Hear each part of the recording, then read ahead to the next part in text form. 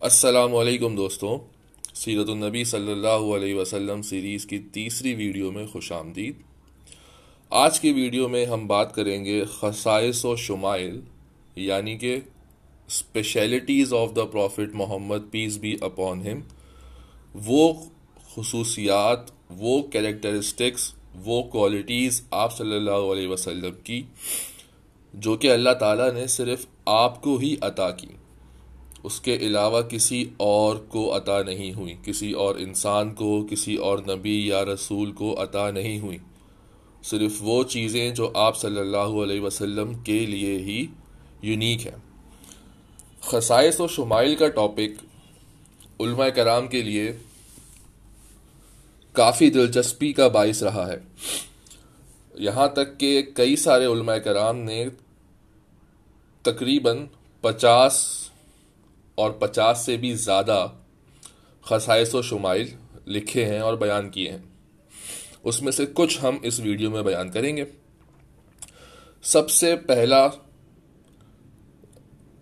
پہلی یونیکنیس، سب سے پہلا خصوص، سب سے پہلا شمائل آپ صلی اللہ علیہ وسلم کا یہ ہے کہ آپ صلی اللہ علیہ وسلم اللہ تعالیٰ کے آخری نبی اور رسول ہیں۔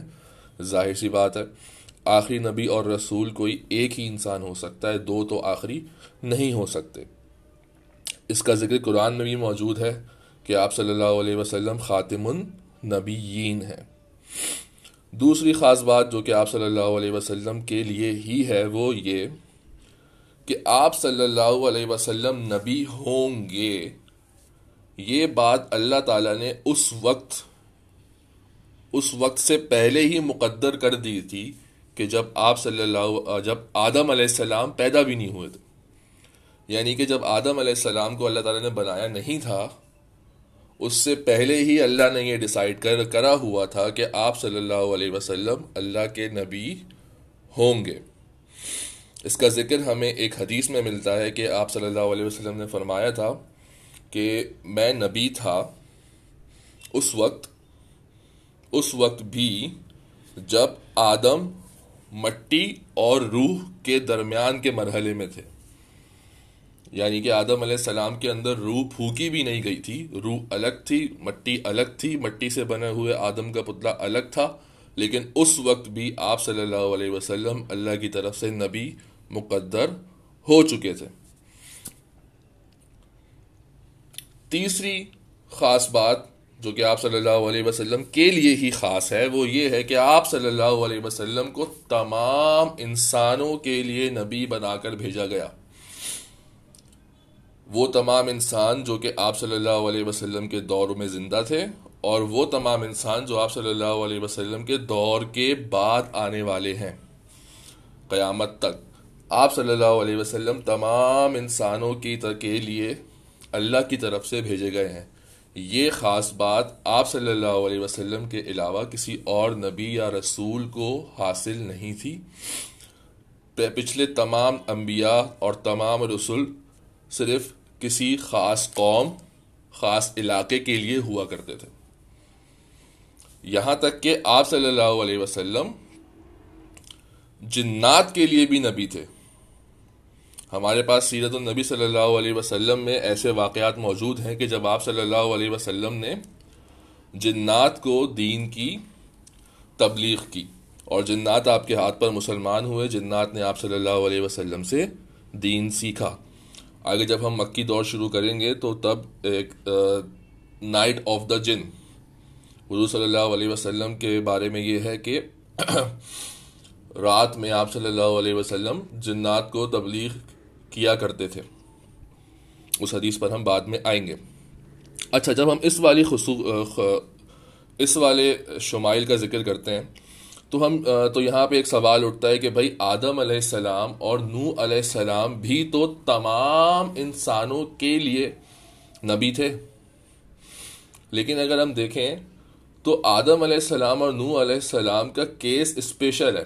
اب جب آدم علیہ السلام اللہ کے نبی اور رسول ہیں، اللہ کے نبی ہیں، تو آدم علیہ السلام تو خود ہیں اس وقت موجود اور انہی کے بچے ہیں، تو انسانوں کی ایک ہی کالونی ہے صرف جس میں وہ اللہ کے نبی ہیں۔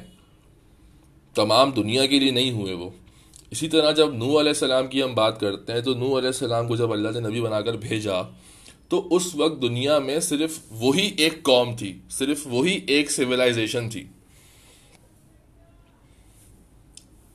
تو ان کے لیے یہ کہنا کہ آپ کو تمام انسانوں کے لیے نبی بنا کر بھیجا گیا تو یہ غلط بات ہو جائے گی, کیونکہ یہ تو اسپیشل کیس ہوا کہ بھائی جب جس وقت آپ کو بھیجا گیا اس وقت تو ہے ہی وہی لوگ صرف.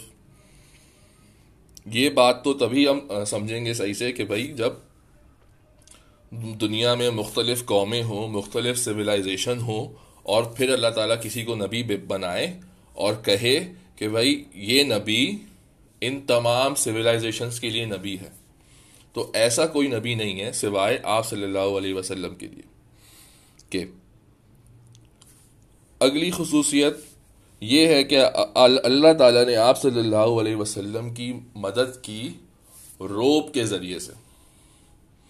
آپ صلی اللہ علیہ وسلم نے غزوہ تبوک کے موقع پر فرمایا تھا, غزوہ تبوک میں مسلمان مدینے سے تبوک کے مقام پر گئے تھے اور وہاں پہ ویٹ تھا کہ یہاں پہ ہم جنگ کریں گے, جہاد کریں گے, لیکن دشمن سامنے آیا ہی نہیں, لڑائی ہوئی نہیں. تو پھر حضور صلی اللہ علیہ وسلم صحابہ کرام کو لے کر واپس مدینہ تشریف لے آئے بغیر جنگ کیے ہوئے. تبوک کے موقع پر آپ صلی اللہ علیہ وسلم نے فرمایا تھا کہ اللہ تعالیٰ نے مجھے میری مدد کی ہے روب سے, اور میرے دشمن پر میرا روب 1 مہینے کی مسافت سے طاری ہو جاتا ہے. یعنی کہ 1 مہینہ دور, 1 مہینے کا جو رستہ ہوتا ہے نا, کہ پیدل یا اونٹ پر یا گھوڑے پر 1 مہینے میں آپ جتنا ڈسٹینس ٹریول کریں گے, تو کوئی دشمن اگر 1 مہینے دور سے آ رہا ہو تو تب 1 مہینے پہلے سے اس کے دل میں آپ صلی اللہ علیہ وسلم کا روب اور دبدبہ اللہ بٹھا دیتا ہے. اب ظاہر سی بات ہے اس چیز کو ہم اب تو محسوس نہیں کر سکتے, کیونکہ فزیکلی آپ صلی اللہ علیہ وسلم کوئی جنگ یا جہاد تو نہیں کر رہے ہیں, یہ اسی وقت ہوا کرتا تھا. 5واں جو شمائل ہے آپ صلی اللہ علیہ وسلم کا وہ یہ ہے کہ آپ صلی اللہ علیہ وسلم کی امت تمام امتوں میں سب سے بڑی امت ہے. جی ہاں, سب سے بڑی امت. ایک حدیث میں آپ صلی اللہ علیہ وسلم نے فرمایا کہ اللہ تعالیٰ نے مجھے ایک امت دکھائی, میں نے دیکھا تو وہ بہت سارے لوگ تھے.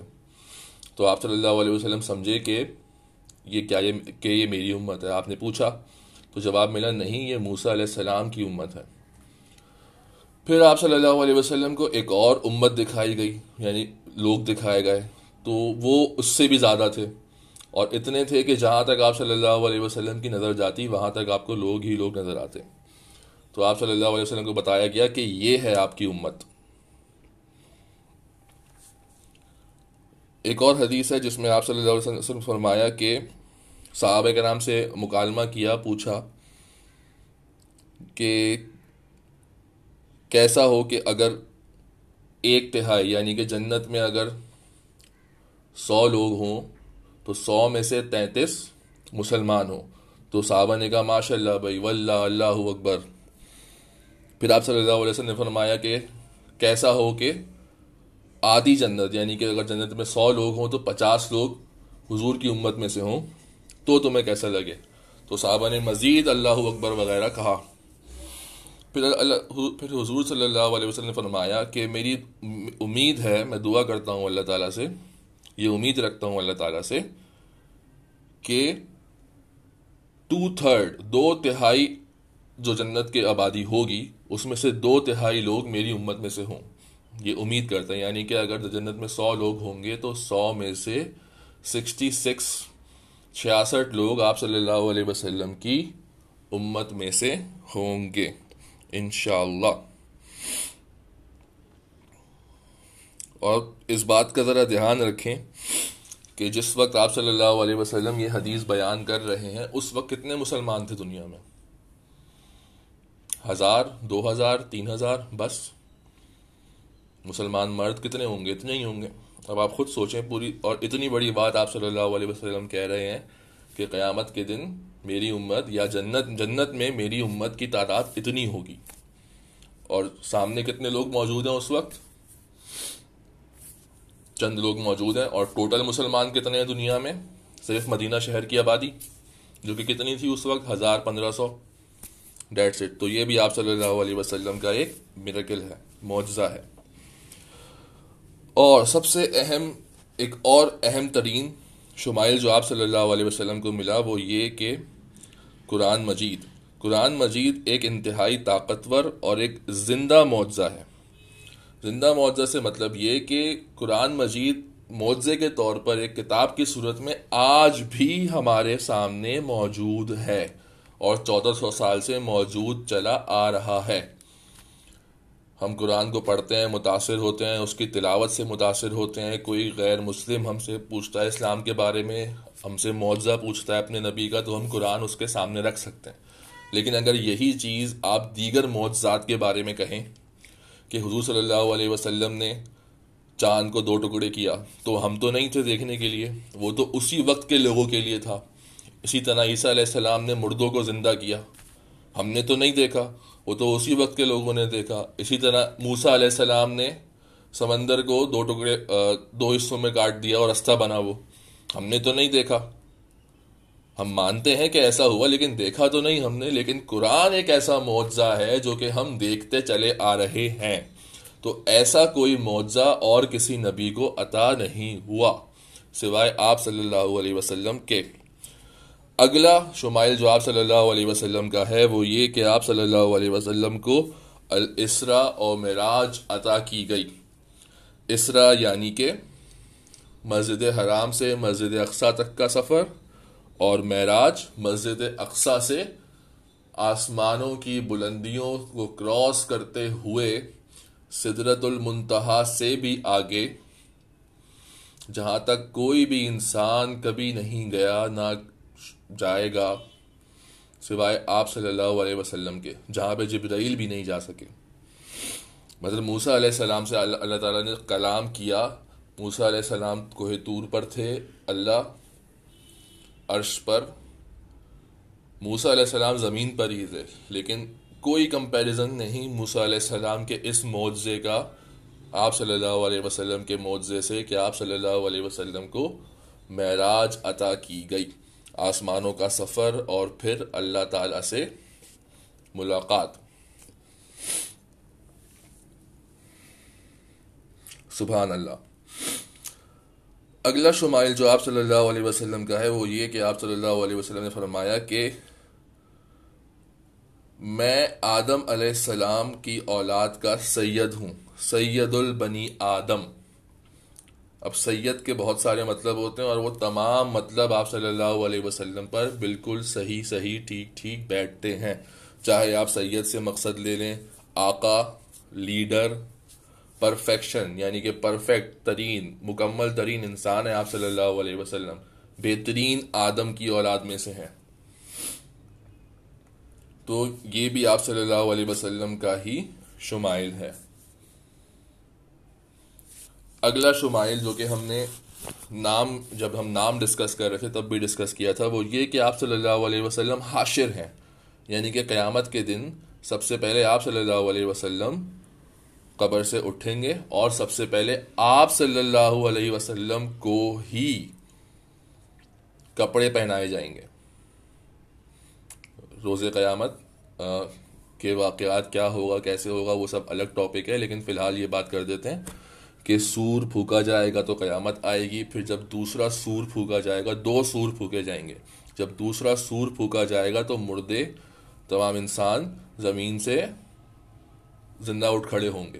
تو سب سے پہلے جو شخص ہوگا وہ آپ صلی اللہ علیہ وسلم ہوں گے، اور سب سے پہلے آپ صلی اللہ علیہ وسلم کو ہی کپڑے پہنائے جائیں گے.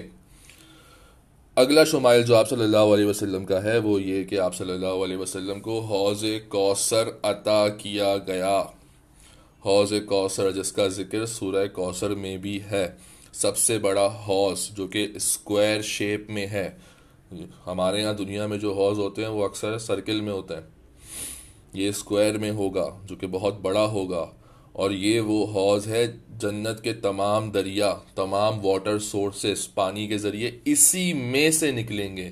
یعنی کہ جنت کے لوگ جو پانی پئیں گے وہ پانی آپ صلی اللہ علیہ وسلم کو دیا گیا تحفہ ہے. آپ صلی اللہ علیہ وسلم کے ذریعے سے جنت کے لوگ پانی پئیں گے. اس کے علاوہ آپ صلی اللہ علیہ وسلم کا اگلا شمائل ہے کہ آپ صلی اللہ علیہ وسلم سب سے پہلے پل صراط سے گزریں گے. سب سے پہلے پل صراط کو کراس کریں گے.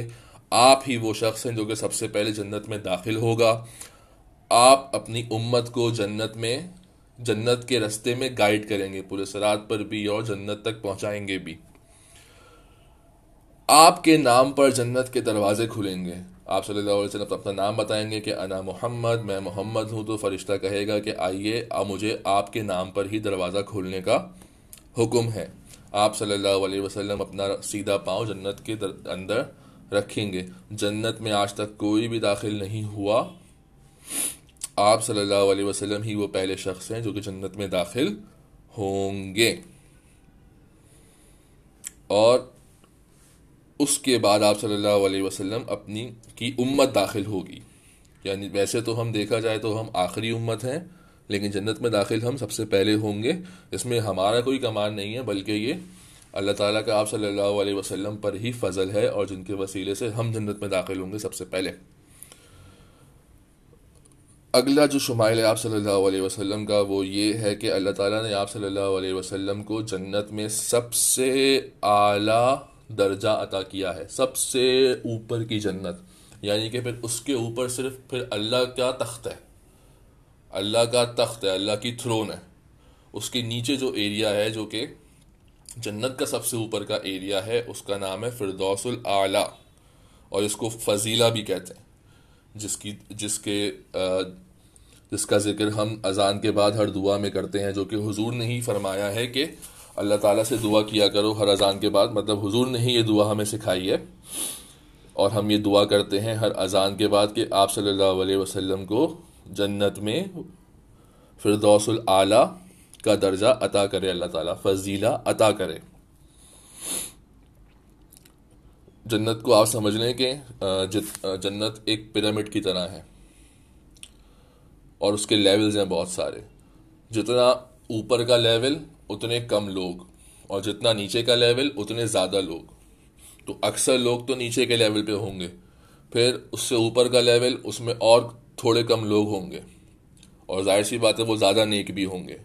پھر اس کے اوپر، پھر اس کے اوپر، پھر اس کے اوپر سب سے ٹاپ کا جو لیول ہے جس کا نام ہے فضیلہ، وہ ہے آپ صلی اللہ علیہ وسلم کے لیے خاص.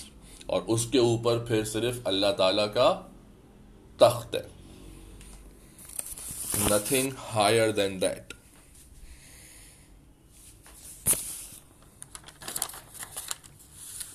پھر اذان میں ہم مقام محمود کا بھی ذکر کرتے ہیں، جو کہ مقام محمود کیا ہے؟ مقام محمود ڈفرینٹ ہے فضیلہ سے. فضیلہ ہے انسائڈ دا جنت، جنت کے اندر، جنت میں جانے کے بعد. مقام محمود ہے روز قیامت. وہ یہ کہ کیونکہ حضور کا نام ہم نے ذکر کیا تھا کہ محمد اور احمد دونوں ہم سے نکلے ہیں. ہم کا مطلب پریز، تعریف کرنا. ہم حضور کی تعریف کرتے ہیں اس لیے نہیں کہ حضور نے ہم پہ کوئی احسان کیا ہے، بلکہ اس لیے کہ حضور تعریف کے لائق ہیں، ان کی تعریف بنتی ہے. اگر ہم حضور نے کوئی احسان کیا اس کے بدلے میں ہم تعریف کریں گے تو وہ کہلائے گا شکر ادا کرنا. ٹھیک ہے، تو مقام محمود کیا ہے کہ روز قیامت تمام انسان آپ صلی اللہ علیہ وسلم کی تعریف کریں گے، کیونکہ آپ صلی اللہ علیہ وسلم کی وجہ سے آپ صلی اللہ علیہ وسلم ہی اللہ تعالیٰ سے درخواست کریں گے کہ قیامت کا حساب کتاب شروع کیا جائے، کیونکہ قیامت کا دن بہت لمبا ہوگا، اور وہ دن ہی اپنے آپ میں اللہ کی طرف سے ایک امتحان اور عذاب ہوگا انسانوں کے لیے. بہت لمبا ہوگا، اور سب ویٹ کر رہے ہوں گے کہ کب شروع ہوگا، کب شروع ہوگا، کب شروع ہوگا، کیونکہ یہ تکلیف ختم ہو ان پر سے. ایک حدیث میں ذکر ہے کہ اس کام کے لیے کہ اللہ روز قیامت کو شروع کرے، سب سے پہلے لوگ آدم علیہ السلام کے پاس جائیں گے کہ آپ اللہ سے دعا کریں، اللہ سے کہیں کہ شکر کریں، روز قیامت شروع کریں. تو آدم علیہ السلام کہیں گے کہ نہیں، میں اس قابل نہیں ہوں، یہ میرا مقام نہیں ہے، میں نہیں کہہ سکتا. پھر 1 بائی 1 لوگ تمام امت سے کہیں گے، تمام انبیاء سے کہیں گے حضرت عیسیٰ علیہ السلام تک، اور سب کوئی نہ کوئی وجہ دے کے منع کر دیں گے۔ پھر اینڈ میں سب آپ صلی اللہ علیہ وسلم کے پاس آئیں گے اور آپ صلی اللہ علیہ وسلم ان کی لوگوں کی درخواست قبول کریں گے اور اللہ تعالیٰ سے دعا اور عرض اور درخواست کریں گے کہ روز قیامت شروع کیا جائے۔ تو یہ کچھ شمائل محمد صلی اللہ علیہ وسلم تھے جن کا ہم نے آج ذکر کیا۔ یہ بہت تھوڑے سے ہیں، علماء کرام نے بہت سارے بیان کیے ہیں، اب ویڈیو کے اندر ہم تمام کو تو بیان نہیں کر سکتے، اس لیے ہم نے چند بیان کر دیے۔ انشاءاللہ بہت جلد اگلی ویڈیو میں حضور کی سیرت کے متعلق ہم نیا ٹاپک لے کر آئیں گے آپ کے لیے۔ شکریہ، اینڈ پلیز لائک کریں، کامنٹ کریں اور سبسکرائب کریں، اور اپنے دوستوں اور گھر والوں اور رشتہ داروں سے شیئر کریں، خاص طور پر اسٹوڈنٹس کے ساتھ۔ Thank you.